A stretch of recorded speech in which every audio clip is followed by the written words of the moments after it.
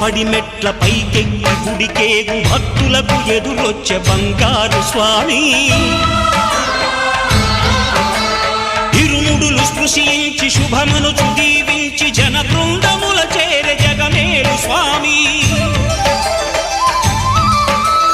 తన భక్తులొనరిల్చు తప్పులకు తడబడి ఒక పక్క ఒరిగెన ఓంకారమూర్తి